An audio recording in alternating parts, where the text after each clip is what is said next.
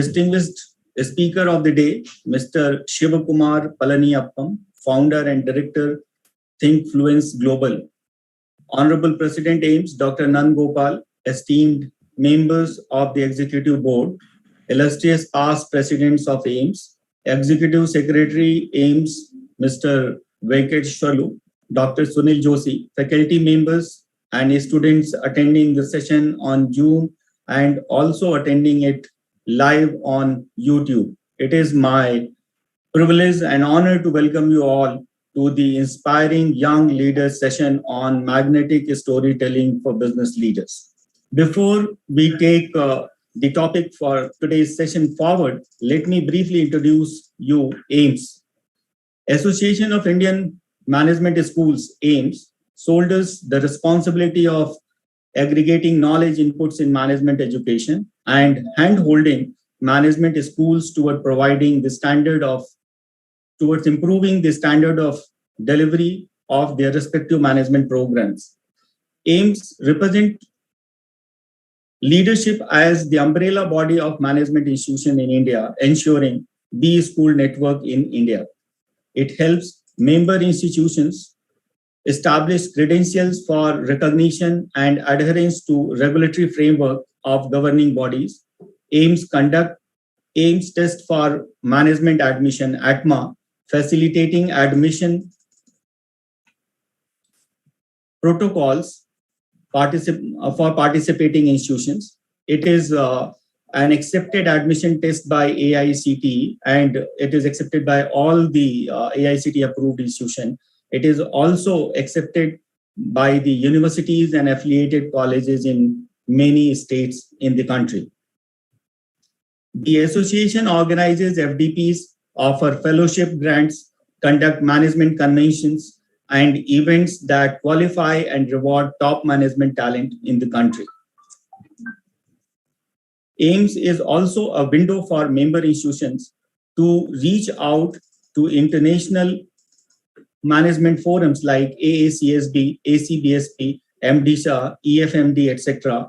for accreditation, collaboration, and participation in international workshops and events. With 34 years of track record, AIMS is acknowledged leader in the Indian management education and is nurturing management schools toward adapting the newer demand for leadership in the industry. So this was a brief about AIMS. On behalf of AIMS, I once again welcome you all to the Inspiring Young Leadership session on magnetic storytelling for the business leader. Before I introduce the speakers to you, let me tell you few rules that we are going to have the session for around 50 minutes, and then we will have 10 minutes question answer at the end. You can post your questions in the chat box that I will ask on your behalf to the speaker at the end. Also, once the question answer session starts, maybe 10 minutes before, a link for feedback will be shared with you all that you need to completely complete. You need to fill up that feedback and submit, because the certificates will be issued based on the feedbacks received, meaning that those who will submit the feedback will be eligible for receiving the certificates for the session. So these were a few things that I wanted to tell you in the beginning. Now I will introduce the session and the speaker, and then we will take the session forward. Plato said, and I quote, "Those who tell stories rules the world." And we all know that storytelling is a powerful tool of communicating ideas and facilitating learning. It creates interest about the topic among the listeners, stimulates their imagination, and make them immerse into the story and have experiential learning out of it. Stories constitute the single most powerful weapon in a leader's arsenal. And to help us deep dive into the topic, we have today with us Mr. Sivakumar Palaniappan. Shiva is a leading educator on mindsets, leadership, and people transformation. Leading multinational companies, business conferences, and associations hire Shiva as a keynote speaker, trainer, and coach. As global professional speaker, he has been invited to speak in Singapore, France, Russia, Bahrain, Dubai, and several other countries. He is the founder director of Thinkfluence Global, a leadership training and consulting firm. Prior to starting his own consulting firm, Siva worked with leading multinational companies like Philips Semiconductors, Qualcomm, and Robert Bosch as technology manager and HR leader. He works closely with senior managers and corporate leaders in helping them become better business thinkers and global leaders. Ladies and gentlemen, Siva is on a passionate mission to help organizations build inspiring leaders for today and tomorrow. I welcome Siva to this session. On behalf of AIMS and on behalf of each one of the participants, I request you, Siva, to take over the session. Thank you. Thank you, Dr. Jitendra, sir. Thank you so much for the wonderful introduction. And thanks also to my very close well-wisher, a very important mentor, Dr. Nandagopal, sir, the president of AIMS, who pulled me to this wonderful session. Good afternoon, good evening, everybody. I want to see all those smiling faces in front of me in the camera. I'm only seeing you and me here. I really don't want to talk to this black screen, okay? Guys, come on. Hopefully you're dressed up appropriately for today's session. If you're in an appropriate costume, a very complete shirt and a t-shirt or something, please open your cameras. I would love to see your faces. I'll keep repeating this every now and then for the next 1 hour because it makes sense to meet all of you, see all of you, connect with you. That's what I would want, right? I would love to see all the 100 faces ideally. And also many more on the YouTube. We can't see there, at least here. Can we see all the cameras opened up? Please go ahead. I'll give 30 seconds time. Please open your cameras. You'll be on mute anyway. You can still open your cameras and would want to see all those nice, lovely, wonderful faces that is getting ready for a huge weekend already, right? Superb. Every time I go and talk to students, I remember my days of going to college, especially in colleges. In the last 2.5 months, I've traveled across Tamil Nadu, across South India, across India. I've addressed more than 30,000 students in their first year inauguration programs in various colleges. I always start with this one of my own close to heart personal experience. The day I really went and enrolled myself into a college. Way back in 1997, when I did my 12th standard, my passion was to get into engineering. But for some reason, I was playful then. I was having a lot of problems with chemistry in specific. So I got a little low marks in chemistry. I got a little lower cutoff for engineering admission. I was waiting for this engineering counseling to happen then. And it became June, July. Till August end, I didn't get the call from the Anna University counseling process. And I realized that I'm not getting into engineering college then. I'm not qualified to be called in the counseling process. And my classmates and friends got into various colleges. I was waiting, and admission was almost over everywhere. One of my uncles said, why don't you go and study BSc mathematics? Or something in BSc. I said, no, I want to do technical education only. Somehow at that age, I had this craze for engineering, especially electrical electronics engineering. That was my craze for various reasons. And I said, I want to study technology. I don't want to go into math or any other subject. He convinced me saying that, look, now you're not getting engineering.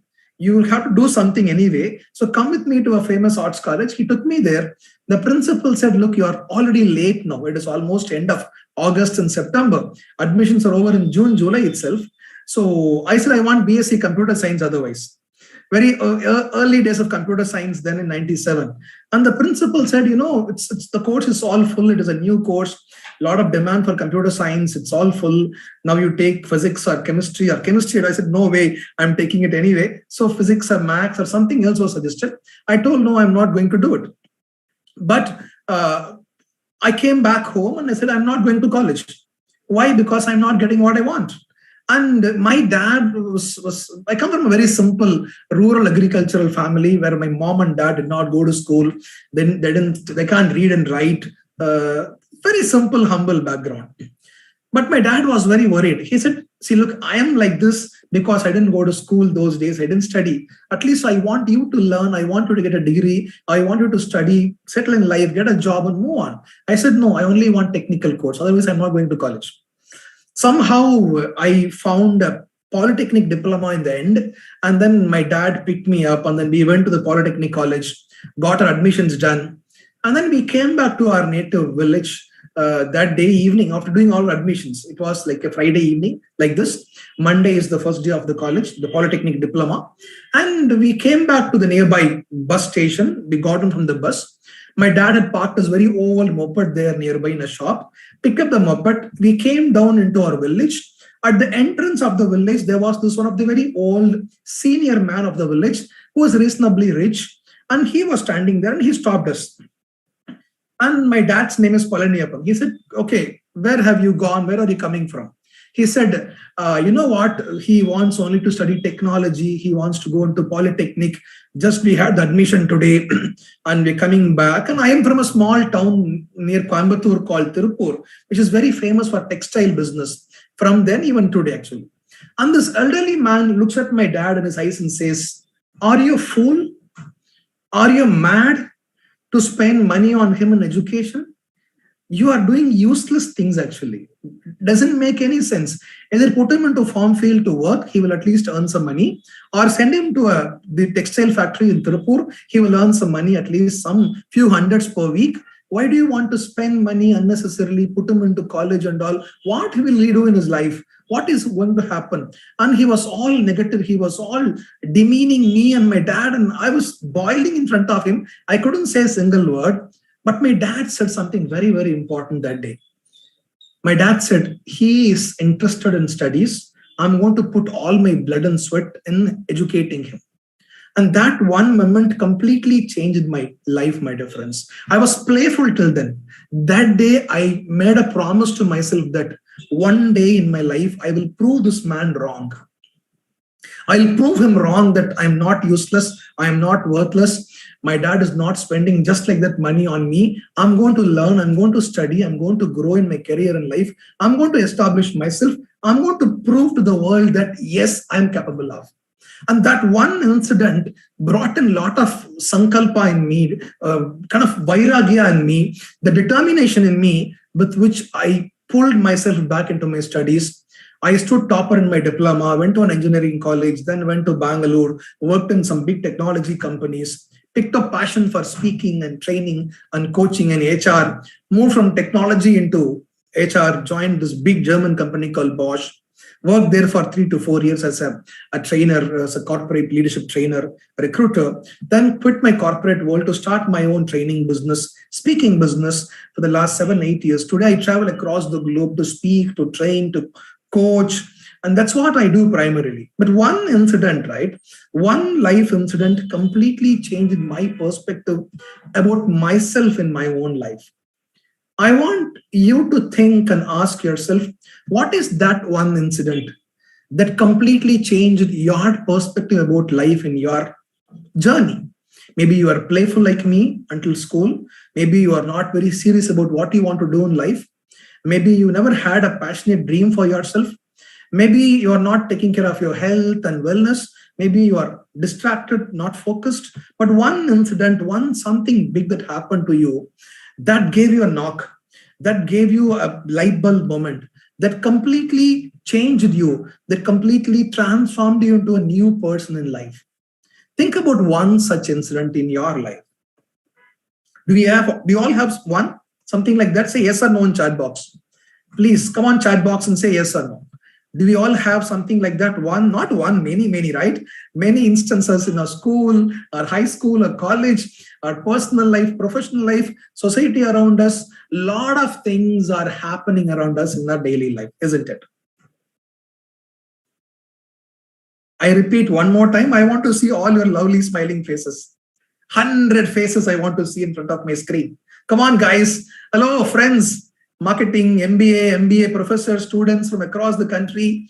Please open up your cameras, start smiling, start looking at the camera. I would love to see your reaction, expressions, your faces. Yeah, go ahead. So we all have incidents like this, right? And there's not one incident, many more incidents. Many more incidents.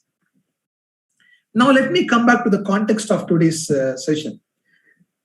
The topic is all about telling powerful magnetic stories wherever you are, maybe in a classroom, in the interview, maybe in a meet, or when you go on a stage and talk, make a presentation, wherever you are, right? We are communicating all the time. And how can we use stories to communicate? I understood the power of stories during my career as a trainer and speaker. I remember this very well. This happened in 2014, I suppose. I was in my company Bosch. I did a 2 days leadership mindsets workshop for senior leaders. And in that workshop, I told a very interesting story about a monkey, a jumping monkey from the great Guru Swami Vivekananda. He used to say this wonderful story in one of his books, how human mind is like this jumping monkey, which goes from one tree to another tree. It's a drunken monkey. It's a very interesting story about human mind and our mindset, where we always live in the past or in the future, difficult to focus. It's jumping, jogging every now and then, one thought here, one thought there, and another thought here. Just look at your mind, right? Just focus your mind. When we sit down for a meditation, how many of us could meditate peacefully for more than a minute or 2 or 3? It's impossible, right? If you're not a trained meditator, it's very impossible because the mind keeps jumping everywhere. And I was telling the story of this jumping monkey, a jumping drunken monkey story, to illustrate how human mind works, to help my participants understand the whole context of the dynamics of human mind. This happened for 2 days. After 3 or 4 weeks, I was in a social gathering in a wedding function in Coimbatore, where I live. And I was there in the wedding with a couple of my family and friends, chatting and discussing and laughing. Suddenly, from nowhere, I saw one of my colleagues who was in the workshop 3 weeks ago. And he waved his hand. Hey, Siva, how are you? I said, who's this? Yeah, he was my participant. He was my learner 3 weeks ago. This man comes from there, comes closer to me and looks at me with a loud voice, with all my friends and family around me. He says, Siva, you know what? After the 2-day training program, whenever I think of a monkey, think about you. Right? He said this to me. Whenever I think about monkey, I remember you actually. And to me, it was a little embarrassing. Come on, these guys don't know the context actually. They don't know the context of a conversation. All they are hearing is, whenever I think about you, I imagine monkey. Then I have to explain to people, guys, not really. The context is, it's a workshop, I planned, I delivered, he's remembering the story. I realized people remember stories for much more longer time than facts and figures. You make a very powerful presentation with number of slides and graphs and bar charts and pie diagrams, and you go on for a long lecture for 1.5 hours. People don't remember it. There is a huge research done on this forgetting curve. People remember, or people forget what they learned in less than 24 hours. In today's modern technology-driven world, with very, very less attention span, that is not more than less than a minute or 2, people tend to forget much more faster. So data and figures and text and context will be forgotten by people much more sooner and faster. But stories remain for long, long time. Tell me why in chat box. Why is that stories remain longer? Tell me, before that, tell me one story you remember from your childhood. You heard from your grandmother or your grandfather or your uncle. Someone told the story.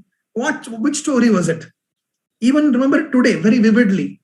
You can just narrate the story to your grandchildren, your children. You remember the story very, very well. Just come on chat box, type, what is that story? Crow and Vada. Yeah, very common story in South. Crow and Vada story. Okay. Stories inspire. Thank you, Dr. Seema Singh, madam. Very good. Your stories inspire people. Tell me one story that you remember from your early childhood. You heard it when you were 2 or 3 years of age. Lion and bull story, Panchatantra stories, rabbit and tortoise. We all remember the story, right? Rabbit and tortoise, what happened in the whole game. I'm sure many of you learned moral science in your school those days. Unfortunately, it is not part of our curriculum now. We only want maths and science and physics for higher admission. We forgot stories totally. Mitra Bedam. Okay, lion and rabbit. Lion and rat, right? Not rabbit. Is it in lion and rat, I suppose? Bible stories. Yeah, Tenali Rama stories. Very true. Right. What else? One story. Ramayana story. Heard from your grandparents, from your parents. One story. Remember from your childhood. What about young MBA grads? 7 sons and keeps going on. Okay. So another interesting story. Okay. Thank you, Dr. Vijay Bhaskar. Anybody else? Come on, guys. Just throw inside the chat box. What stories have you remember? What did you hear from your grandparents as a young boy or a girl? It stays with you for long, right? Because stories trigger emotions in people. A data point or a figure or a graph will not create emotions in people. It's only a text. It's only a number. You memorize it. It stays with you for some time and you forget it, right? Your Pythagoras theorem or your formula or physics equation or chemistry equation you learned in your school stays with you only during the examination time. You memorize it. You learn that, right, examination and move on in life. But stories impact a lot, right? We all remember the English poems in school, right? Solitary Reaper. Remember the poem you learned in English poetry? Students, yeah, Mother Has 7 Sons, Magic Stick Story, Tenali Rama, our own struggles, parents tell their own struggle, their own stories. So which means we all understand that stories play a very important role in helping people remember things much more deeper, much more longer. Because story is engaging, story creates emotion, story makes a deeper impact because it creates human connection. When I tell a story, you connect with the story very well. I was a school-going student. I went to a college. Somebody was bullying me down. I made up my mind to go and study and prove to the world. So you have come across that somewhere in your life. It is very relatable for you. A story mostly is relatable. So you connect with the story much more easier and faster. It stays with you for much longer duration. And stories build a lot of trust actually, than figure, than data point. Why stories build trust? Because story has real life characters, people, human beings like you and me. When you make a slide presentation, there is no human element in it. There is no emotion in it. There is no human being. There is no character in it. When you build a story, if you are a technical engineer, if you're an architect, if you're a management leader, if you present a very powerful concept, a theory or a model, a leadership model or a change management model or a strategy, if you can bring a character, a person, maybe a prospective customer or a user or someone there as a human being, human element there, and build a story around that human element and narrate that strategy, that framework, that model, people tend to connect with it much more deeper because they see someone else like them in front of them actually. It helps them visualize things, right? When I said I went to a college, got my admission, came in a bus, got down, what happened in your mind? You're visualizing the whole scene in front of your mind screen. Stories enable people to visualize. Different stories from people, disobedience. Okay, a lot of things happens about the story, how the Bombay early left. Oral storytelling has been since exactly immemorial. People wrote on caves. The cavemen had past stories, isn't it? The caveman passed his own values or the routes he traveled. When someone goes on a voyage or into an excursion or into a journey in the forest or in the hills, they leave carvings. They leave symbols for someone who's following to know the route and map actually. Stories played a very important role in passing on values from one generation to another generation. Stories help people understand one another.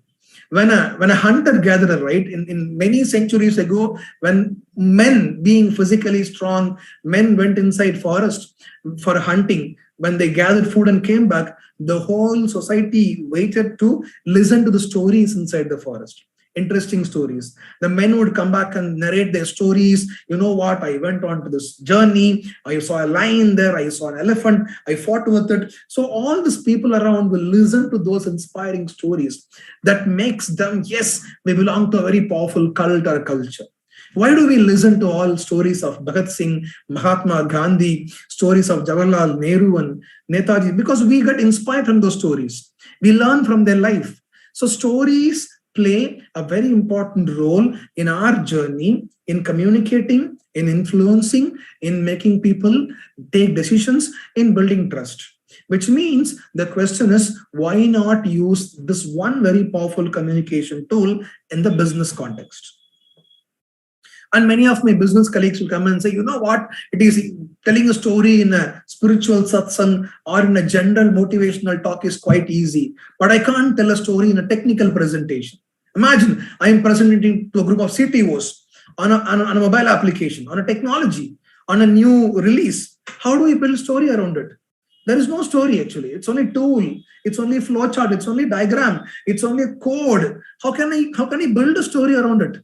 The only question I ask is there some human being using your code, your application, your product, your framework? Yes, which means he or she is the character in your story.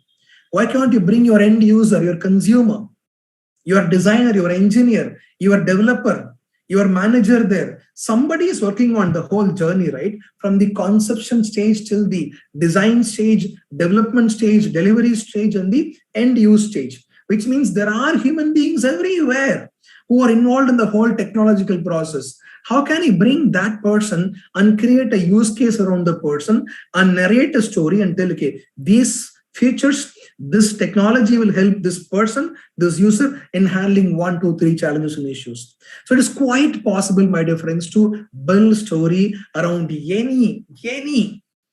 any hard, logical, numerical topic. It's quite easy and possible. All we have to do is sit down and think from the human perspective. Ask ourselves, who is that human being going to be involved, going to use this component, this device, this product, this service. Once you find that, once you can discover that, you can build very powerful stories around it. Because stories sell. You understand this? Stories sell. Look at all the ads, modern technologies, digital ads, television ads. Everybody is telling powerful stories.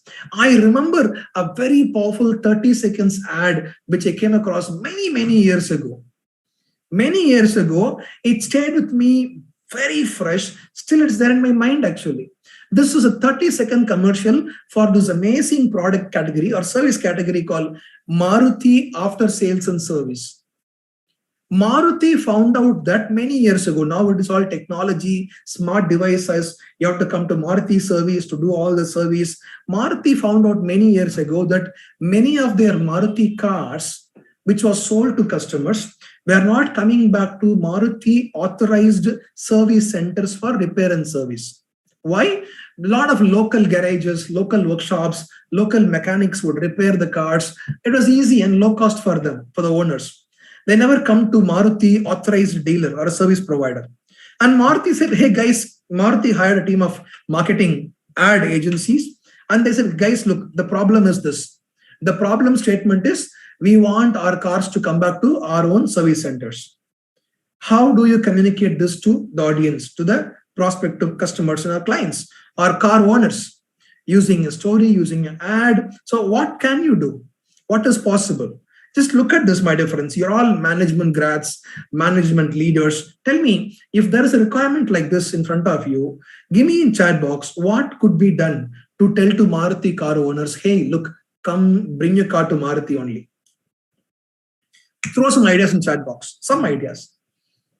What can you do? Small. The time is 30 seconds. That's all. In 30 seconds, you have to convey the message. Not only the message, you have to influence people, inspire them to bring the car to Maruti service. If this is the use case, this is the situation given to you, what would you do as an individual, as a management leader, to build a story around the whole concept and convince people to come back to Maruti service center? Some answers in chat box. Hello? Small one-liner. Quality, yeah. Quality. If you want a quality service, come to Maruti. Don't go to other service center. Good.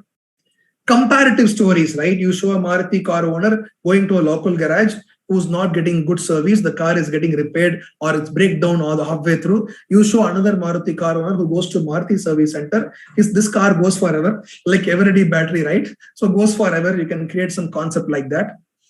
Safety and comfort. You can tell safety and comfort is good in this authorized service center. Don't go to local market. So what else can be thought make them feel like family. Okay, Dhruv says, how do you make them feel like family? Showing customers that Maruti cares about them. Exactly. So it is we care about it. Built quality, replacing the front seat belt delivered between 22nd November 23. Okay, latest story. Maruti has taken back a lot of cars recently. We saw that, right? Maruti or Suzuki. Yeah, they've taken back a lot of cars. The context is now, this is a situation. How will you convey this? I'm trying to locate this ad in various social media platforms, YouTube, but I'm not able to locate it, but it's very, very close to heart. I'll tell you what happens in the ad. It's a 30-second ad, okay? Until 27 seconds, there is no audio. There is no audio. Only in the last 3 seconds, there is one small voiceover, okay? The voiceover says, bring Maruti cars only to Maruti authorized service center. The last 3 seconds or 4 seconds, there is a very powerful male voiceover. The voiceover says, bring Maruti cars only to Maruti authorized service center. That's the voiceover. Until the 3-4 seconds voiceover, 27 seconds, they tell a story.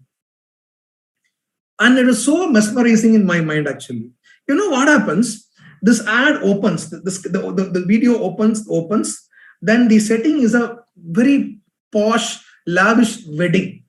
A wedding is happening, and there's a lady who's with a couple of women around her trying to apply mehendi on her both her hands, actually.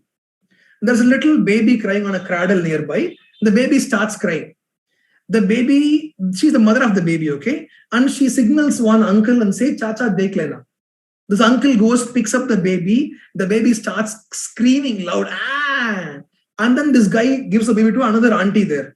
The auntie says, don't worry. The baby starts crying. Then another girl takes the baby. Another boy takes the baby. The baby goes to 3-4 hands. Baby keeps crying, creating a lot of noise. In the end, at 25th second, baby comes to the mother's hand. Baby smiles and says, ah. Then the voiceover says, bring Maruti cars only to Maruti service center, right? The message is, we know our car much more better than anybody else because it is our car. We delivered that car. We made the car. I know the car much more better. Don't go to local garages who don't understand the car much more better, actually. Just a 30 seconds message told in a very, very powerful way that could quickly convince anybody who wants a Maruti car to come back to Maruti service center. There is no technology talk. There is no graph. There is no comparison between service quality, replacement part quality. There is nothing technical. It is pure emotional story to convince people to come back to the Maruti service center. This is one very powerful example where businesses can use powerful stories to influence their customers to buy more from them, to influence them to take decisions appropriately, right? So now we all understand that stories play a very important role, and businesses can use very powerful stories to convince people. As a HR professional, HR leader, as a professional speaker, I've done a lot of study on this one art called storytelling. We do 2-day intense workshop for large companies on business storytelling. So what do we do there? We help business leaders sit down, look at their own life, find out some very powerful stories that they can come and tell to their employees to motivate them, to inspire them, to retain them, to engage them, to their teams to go and perform much more better, to their prospective customers to buy, to solve problems, to handle issues, to remove conflicts. Everywhere stories can be used.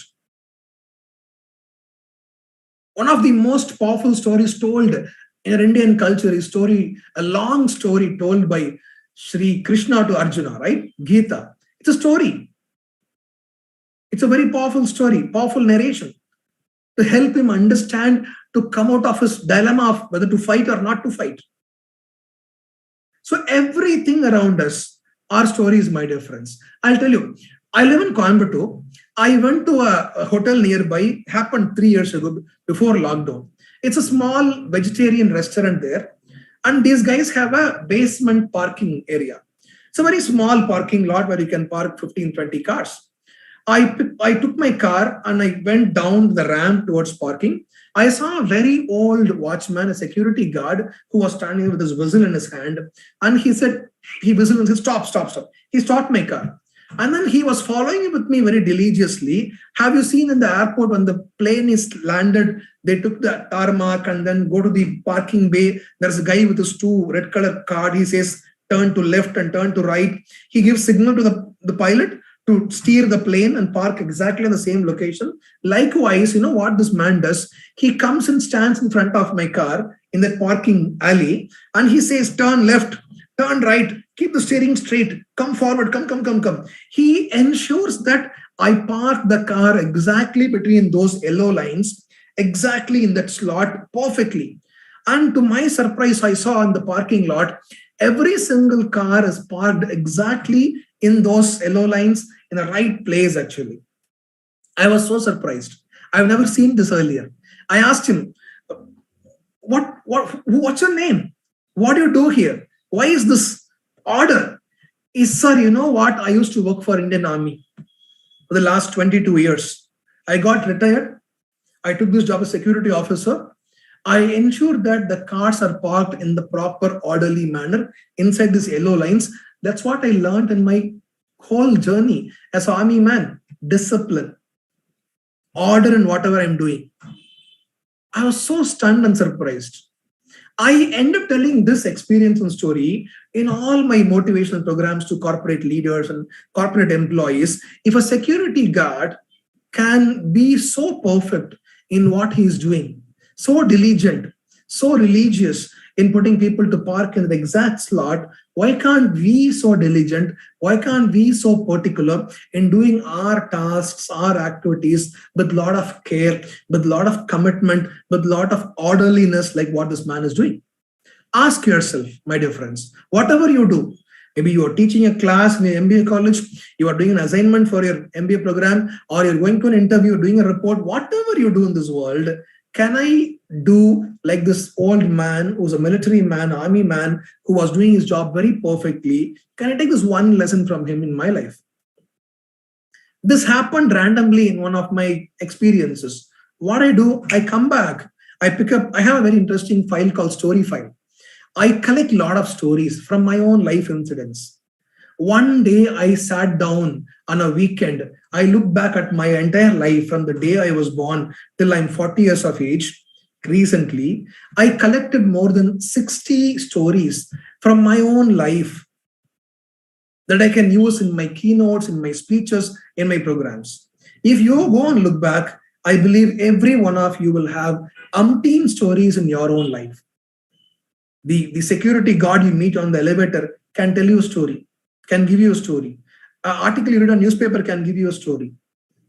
A lot of stories. Our world is full of stories. People ask me, where do I find stories? Should I go on Google and search interesting stories I can tell? Don't do that.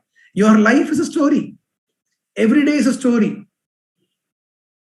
Before the session, I went to meet a client of mine in a large IT park in Coimbatore. We had a long discussion. I learned some very important lessons. I'm not telling the long story now, but I can convert that discussion into a very powerful story when I go and talk to business owners. This man was doing 3 big mistakes in his business. He got a lot of things goofed up in the last 2 years, trying to come back now. So a lot of lessons can be learned from failures, from challenges, from disappointments, success stories. Stories are everywhere in a professional world, in the business world. If you're a student in MBA college, ask yourself, my dear friends, how can I narrate very powerful stories and inspire my recruiter in the interview process? When you go into interview, how can you tell very powerful stories to convince your prospective recruiter and make them believe this guy is the best person I must hire in my company? So quickly, before we close the session, right? I have 10 more minutes before we open Q&A. What should a story have?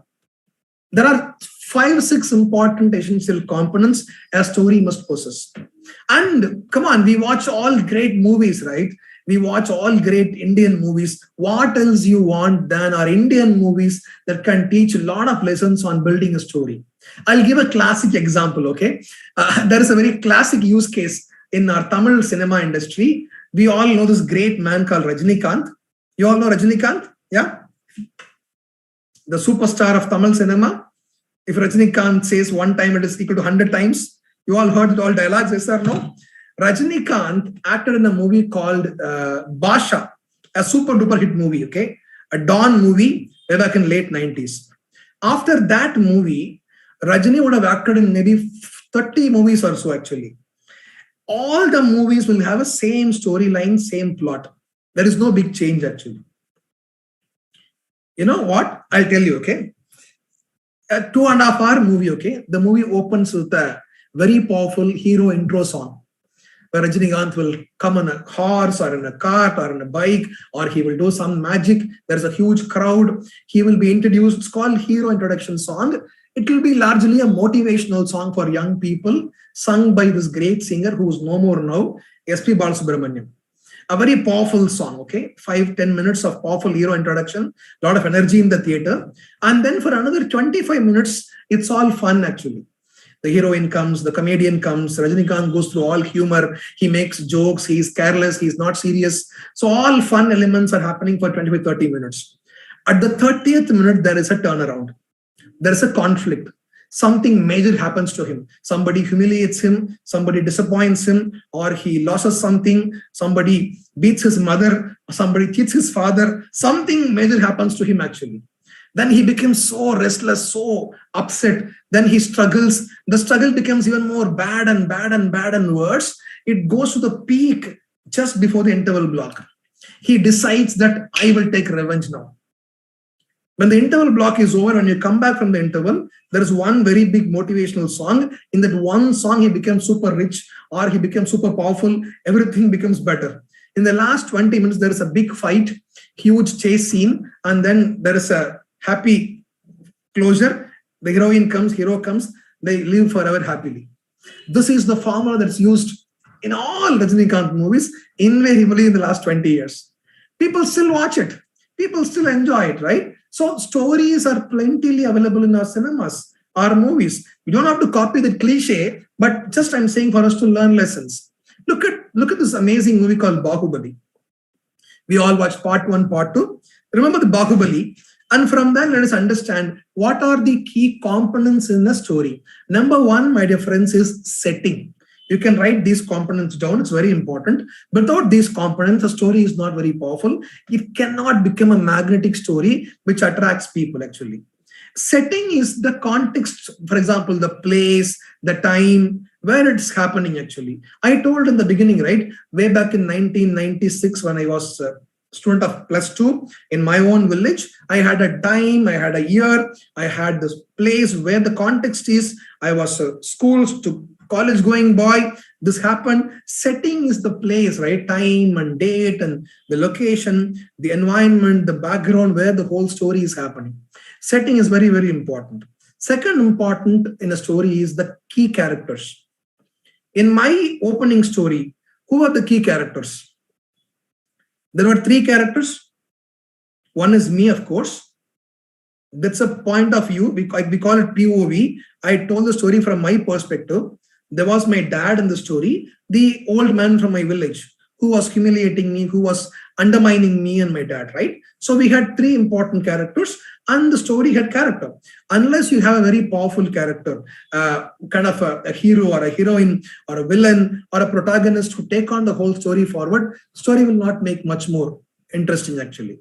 You need to have one lead character on whose shoulder the story is going to travel. Even if it is a 3-minute story or a 2-minute narration, have a person, have a human being, have a name, right? Have an identity. We still remember the rabbit and tortoise. They didn't say 2 animals, right? So there are characters, right? If not name, at least we know what animal it was. So characters play a very important role. Once you have a character, then you have the plot. Plot is the whole flow of a story, right? What is happening? What is the context of the story? Who is doing what? Whether it is a happy story or a sad story or is an argument going on there, what is happening around the context of the whole story, right? You look at Bahubali, there was a king who had 2 wives and then 2 sons, 2 brothers who fighting for a thrown and whole drama and politics around it, disappointments, challenges, fight around it. That's a whole plot, right? How does the son comes back and takes revenge? That's a whole plot around the whole story. And fourth important component is conflict. If there is no conflict, right? If there is no villain, if there is no powerful opponent, if there is no powerful challenge the protagonist is facing, there is no story actually. Doesn't make any sense. How many of us would want to see a goody-goody movie? There are some movies, right, where there is no conflict, there is no villain, everybody is good, everybody is nice, it's all positive, positive, positive. We don't want movies like that. We want challenges, we want difficulties, we want roadblocks. That's how story becomes more interesting, isn't it? So what is a conflict? The conflict in my story was, I was keen to go to higher education. My dad was willing to put me into college, but the old man was negating it. He was pushing us down. He was telling it is useless. He was telling you will not do anything going to college. That's a conflict between me, my family, and the old man who was bullying us down, right? The conflict only makes the story more interesting. That makes people come to the edge of a seat and listen to what you are saying. And the next important point is the narrative. Who is narrating the story? I could tell the same story from my perspective, from my dad's perspective, from the old man's perspective. There are three characters, right? So I can tell from any perspective, from any point of view. So what is the narrative arc that you are building in your story? Are you saying it from the buyer perspective, or a prospective customer's perspective, or a developer's perspective, a designer's perspective, or your own perspective? From which point of view are you building the story, narrating the story? And the last important one is, what is the story's closure? How do you end the story? Is there a logical conclusion that makes sense, that closes the whole conflict, the dilemma? If there is no proper closure, then you can't leave people hanging on the cliff actually. Right? Any movie that don't end with a proper closure leaves people open. You can assume whatever you want to assume. So closure. In the business world, there is a very important last component called call to action. What action do you want me to take after listening to my story? I want you to buy my product. I want you to subscribe to my YouTube channel. I want you to talk about my speech, my talk. I want you to invest in my company. I want you to hire me into your organization. What is the very powerful call to action you have by end of narrating your stories? So ask yourself, my dear friends, when you go into an interview room, when you go into an investor's room, when you go to meet anybody to communicate, to negotiate, to discuss, to sell, how can you use powerful stories, relevant stories, relatable stories to ensure that you communicate your ideas much more powerfully well, anchor them deep inside the minds of our listeners, and also influence them, inspire them to take action that you want them to take. That is what the power of story in business context is. Look at political leaders. They tell very powerful stories to inspire people to go and work further. Business leaders, entrepreneurs, powerful stories to go and invest on their company. When you watch Shark Tank, remember Shark Tank, next season is coming now shortly. When you watch the first season, many of the investors who got funding had very powerful stories than the product itself. Remember that? The founder story was so inspiring. I remember watching a Telugu guy from a very remote, or Marathi entrepreneur from a remote village was building a very simple rural product. And these guys invested huge money on the product actually. They are not investing only on the technology, only on the product you have, but the story of the entrepreneur shows them how committed the person is. What is his background is? Where is he coming from? What is her value system is? What drives the person do what he or she is doing? If that is convinced, you get any investment in the business world. So look at all these things happening around us. People who can narrate powerful stories or become powerful leaders in the world around us today.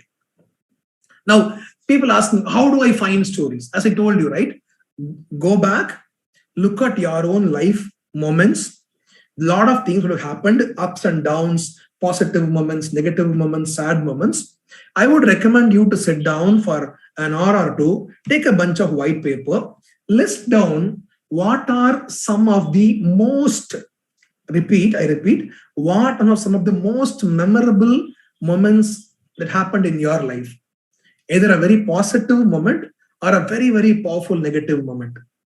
in which case, both case, you learned a very powerful lesson, a very powerful positive lesson, or lesson that you want to really correct yourself, move on life, determination, something you learn very powerfully well. I believe everybody else want to learn the same lesson actually. Can you convey that lesson to your students, your listeners, your prospective listeners, using your own story? You know what? This happened to me personally in my life. In this incident, I learned this lesson. Maybe this is useful for you as well. List down, my dear friends, stories that can illustrate your skills, your knowledge. Tell me about your strengths and weaknesses. What are you good at? Sir, you know what? When I was in my undergraduation on the third year, we went for an excursion.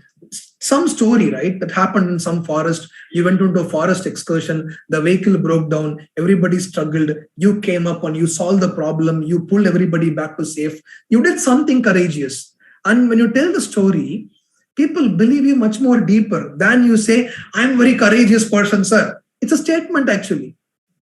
What is your strength? I'm perfect. I'm punctual. That only gives a statement, only a word, one word answer. Can you bring on a past experience or a past life incident that will very powerfully back up with your statement to prove that yes, you are punctual, you are reliable, you are studious, you can do multiple things, I can handle pressure. So think about that actually in interviews and in everywhere, every context, right? In your own home, if you are two siblings, you tell powerful stories to convince what you want from your mom and dad actually. Happens, yes or no? Stories play a very important role. In your own classroom, you want little more mark in your paper. You go and tell to your teacher a very powerful story, convince them, influence them. Okay, let me give 2 more marks for you. Happens everywhere. You are in a traffic signal. The policeman stops you. You jump the signal. What happens? You tell a very powerful story about you going to a hospital, urgently donate some blood for a friend who is in the emergency. Some story you cook up at that moment. I'm not telling to tell a lot of lies actually, but yeah, you have some very powerful story to tell the person. So come on, yeah, you can go ahead, no problem. Stories move people. Stories inspire people. Stories influence people. So I would always recommend people to build stories. And some people come and say, you know what, in my life, nothing interesting happened. It's a normal life, you know. I've never seen very ups and very downs. I never slept on a railway station. I never been hungry for 3 days. I never walked up like Steve Jobs for one meal to ISKCON temple. I never been to Himalayas. I never sold tea on a railway station. If you have not done all of these crazy things, extreme things, don't worry. Look at your normal life incidents and see how can you add little more drama to it, little more incidents to it to make it an interesting story. Don't cook up a complete story and make it, don't tell a lie actually, but you can always make a normal incident into an interesting incident with little more components that you can add to make interesting actually. So ask yourself, my dear friends, I repeat before I conclude. One is look back at your life, look at important life incidents, pick up those incidents, write in a piece of paper. Now, ask yourself which incident is so very powerful. Where did I learn very powerful lesson in life? Select those incidents and then pick up one incident, build a very interesting story around that incident. Might not be a long story, a 3-minute story or less than a 4-minute story. An opening, a character, a conflict, a plot or a narrative, a closure, right? So build a very small, short 3-minute, 4-minute story around that one lesson that you learned. And then can you convey that lesson using your story? Build on the stories of all the lessons actually. If you think the story is too flat, see if you can add a little more content here and there and bring one character. You can create some conflict there, make it a little more interesting. So that way what happens, you'll be able to have a vault of stories that you can pick and choose and use wherever you go. As a professional speaker, I do this. I've learned this from my mentors who taught me storytelling. I have a vault of stories. For every given context, I can pull up a story and tell the story to make a point. Because, my dear friends, stories move people. Stories sell. Stories influence. In the business context, as MBA students, as MBA professors, as management leaders, it is very, very important for all of us to learn to tell powerful stories. First of all, identify powerful incidents, build a story around that, practice, rehearse, and narrate interesting stories. That way, your chances of being successful is much more higher than a simple plain communication. Thank you so much. Thank you, Shiva. It was interesting Sir. And indeed very engaging session. We had a lot of stories and we had a lot of insight about making and using stories. Um, can you tell that how the leaders use stories to get their key players motivated? So as I told you, right, stories play a very important role primarily because it hits the heart of the people, not the head alone actually. When a business leader goes and makes a technical presentation, he is addressing the head most of the time with all his grabs and aspirations and plans and business targets and goals actually. If that is not having an emotional connect, if it is not having a humane connect, the heart element there, your employees will get logically, they understand the context, but they are not inspired to run behind you for a bigger dreams. If you want them to run behind you for a bigger dreams, larger goals, the only way you can do is emotional pulling. That's what can pull people like magnets towards you. So that is where leaders have to find out and tell inspiring stories, aspirational stories, making them visualize and think and imagine what will happen to this company if it grows 2 times from now.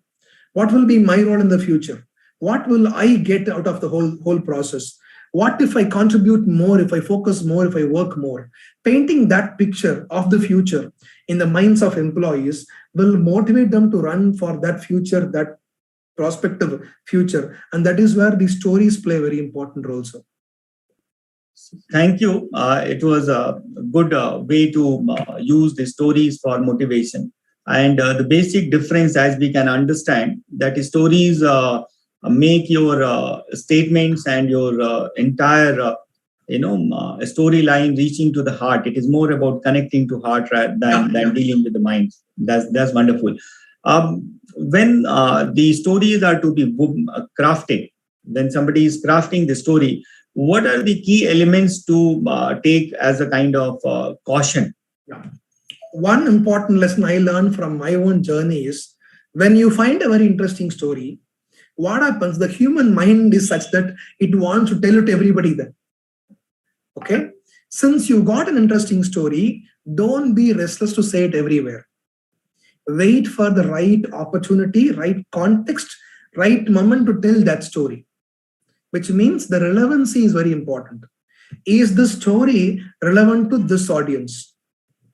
Is the story relevant to, see, for example, when I meet students, I have different stories. When I meet corporate, I have different stories. When I go to Rotary Club or a general audience, I have different stories, right? So number one important point is, if you have an interesting story, don't be restless. Don't be so passionate to tell it to everybody because it excites you.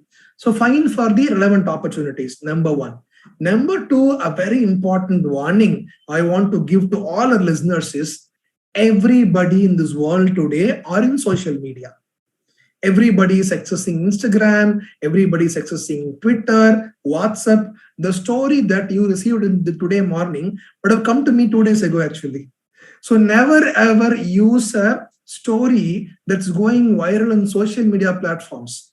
That's why I tell, go back to your own life, find stories because it is unique to yourself. Nobody can tell that story other than you actually. The personal stories makes a lot of sense. It is so very powerful. It brings a lot of credibility to you as a speaker and a storyteller actually. So 3 things. Don't be in a hurry, find relevancy. 2, don't tell commonly available stories that you see in the market. Third is find from your own journey, your own personal stories. Very good. We say that it's not about the story alone. It is the storyteller who put in soul in that piece of a story. How do you see the role of a storyteller and how much the art of storytelling makes a difference to the story itself? Very powerful question, sir. See, sometimes what happens, the focus is not you as a person, it is the message you want to convey. right? So I always tell from a business context, when you tell a story, don't start with the story. Actually, write down the key lesson or a message that you want to tell. For that message, you build a story from your own life experiences, which means the story is not about you. It is not about the story itself. It is the key lesson you want them to learn from the story. Sometimes what happens, some people end up putting a lot of focus on themselves in the story, projecting them as a smart superhero, apna tarif, lot of personal promotion happens. So that is not a good storytelling strategy actually. So focus should be on the lesson that you want to convey, on the message you want to convey. That is the central theme, the central thread around which you build a relevant story. And if you are there as a character, that's all. That's your role. It is not that you have to be there through the whole story. So that has to be clearly understood before you build and narrate your stories. Wonderful. So this brings us to concluding the session, and it was indeed a very engaging and insightful session that we all enjoy. On behalf of AIMS and everyone who has attended it, I take this opportunity to express our thanks and sincere gratitude to you for taking time out and making us all understand this very powerful tool in much detail. Thanks to Dr. Nandagopal sir for pulling me here. I am also sharing my contact details if anybody want to connect with me. I am active in LinkedIn, very active in LinkedIn. I write a lot of content. I share a lot of stories. So please feel free to connect with me in LinkedIn. Tell about the session, write about the comments. All good things you can put as a comments. If bad thing, write to me as a message. Good. So thank you very much.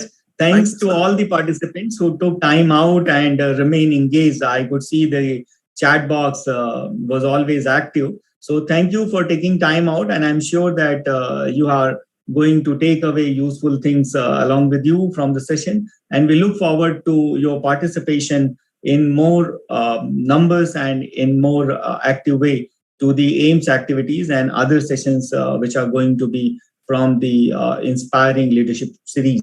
Thank you to AIMS Secretariat, Sunil Joshi ji and others who have been taking care of the back end and technology and all, making sure that things go right. Thank you very much, everyone, for making this session really worthy of our time today. Thank you. Thank you, sir. Thank you so much. Thank you.